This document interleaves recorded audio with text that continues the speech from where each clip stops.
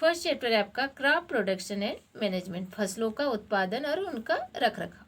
पहली and Boojho went to their uncle's house during the summer vacation. Paheli और बूझो गर्मियों की छुट्टी में अपने अंकल के घर गए। There uncle is a farmer, उनके जो अंकल थे वो फार्मर थे। वन डे दे सा सम टूल्स लाइक खुरपी, sickle, shovel, plug etcetera in the field. एक दिन उन्होंने खेत में ये सारे टूल्स जो खेतों में यूज़ किए जाते हैं उन्हें दिखाया। I want to know where and how we use this tools. उन्होंने बताया कि इन टूल्स का क्या यूज़ है। You have learn that are living organism require food. सभी जीवित जंतुओं को जीने के लिए भोजन की जरूरत पड़ती है। Plants can make their food themselves. Plants अपना भोजन स्वयं तैयार करते हैं। Can you recall how green plant synthesis there own food.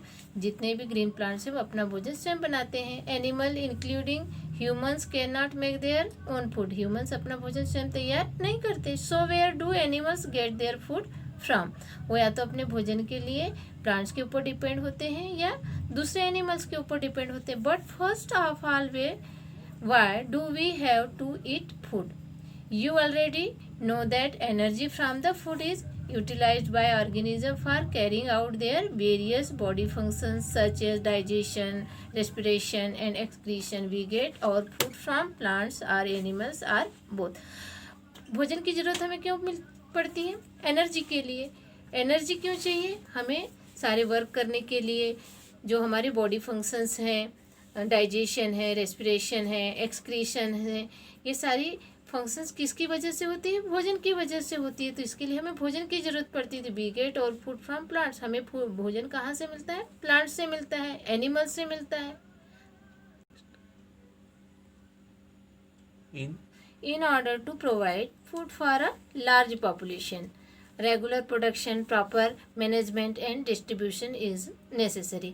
हमारे देश की जो बहुत बड़ी जनसंख्या है उसके भोजन की पूर्ति के लिए बड़ी मात्रा में फूड प्रोडक्शन करना ज़रूरी है। उसका अच्छे से रख रखाव करना भी ज़रूरी है, मैनेजमेंट ज़रूरी है और सभी लोगों तक डिस्ट्रीब्यूशन भी ज़रूरी है। Agriculture practice. एग्रीकल्चर प्रैक्टिस क्या है? खेती के लिए करने से पहले जो भी तैयारियां होती हैं उन तैयारियों को करना।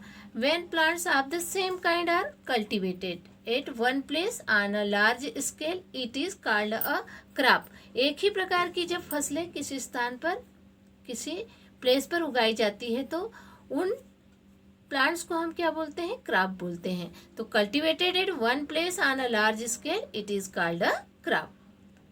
For example, crop of wheat means that all the plants grown in a field are that of wheat. जैसे गेहूं की खेती में गेहूं के ही प्लांट्स होंगे, दूसरे अदर प्लांट्स नहीं होते, जिसमें एक ही प्रकार के प्लांट्स प्रोडक्शन किए जाते हैं। You already know that crops are of different types like cereals, vegetables and fruits. वैसे ही सेरल्स हैं, वेजिटेबल्स हैं, सब्जियां वाले प्लांट्स हैं, फ्रूट्स वाले प्लांट हैं, तो उसमें एक ही प्रकार के प्लांट्स उस प्लेस पे होते हैं। This can be classified on the basis of the season in which they grow. और इनका क्लासिफिकेशन किसके अकॉर्डिंग किया जाता है? सीजन के अकॉर्डिंग किया जाता है। India is a vast country. The climatic condition like temperature, humidity and rainfall vary from one region to another.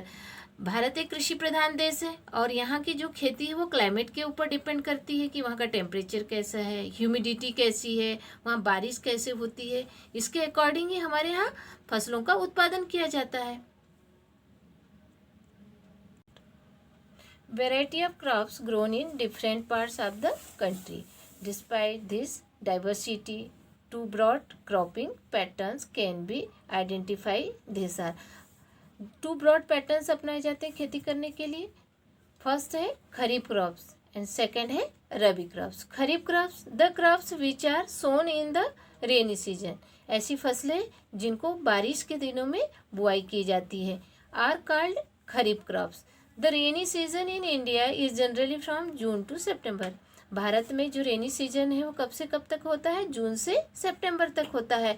और रेनी सीजन में कौन सी फसलें उगाई जाती हैं? Paddy, mice, soybean, groundnut and cotton और खरीफ क्रॉप्स। ये सारी फसलें खरीफ क्रॉप की फसलें होती हैं क्योंकि इनका जो सीज़न होता है वो रेनी सीजन होता है और टाइमिंग होती है इसकी सितंबर, जून से सितंबर तक। और सेकंड है rabi crops, the crops grown in the winter season, ऐसी फसलें जो विंटर सीजन में जिसकी बुआई की जाती है और इसकी टाइमिंग है October to March, are called rabi crops. ये फसलें कौन सी फसलें कहलाती हैं? रबी क्रॉप्स कहलाती हैं। एग्जाम्पल्स हैं रबी क्रॉप्स के wheat, gram, pea, mustard and linseed, और बहुत सारी ऐसी फसलें हैं जो रबी के सीजन में उगाई जाती हैं।